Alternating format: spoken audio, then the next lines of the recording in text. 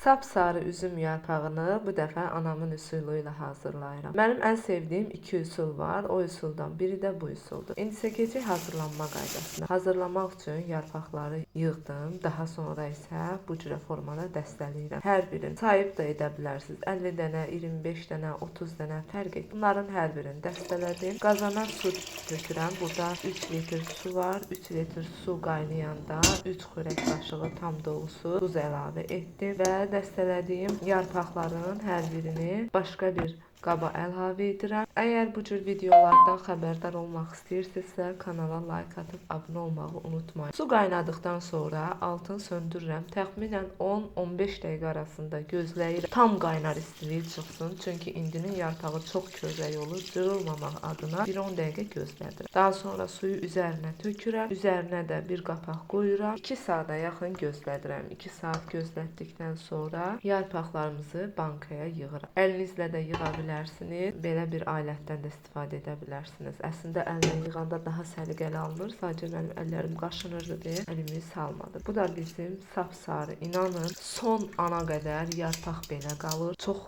qəşəng qalır. Bunu istifadə edərkən mütləq şəkildə yarpağı çoxlu soyuq suda saxlayırıq ki, duzu təmiz getsin. Əgər bu cür videolardan xəbərdar olmaq istəyirsinizsə, kanala like atıb abunə olmağı unutmayın. Hər gün gündəlik postlar Instagram hesabımda paylaşıram. Instagram hesabımda da məni izləyib dəstək ola bilərsiniz. İzlədiyiniz üçün təşəkkür edirəm. Hələlik.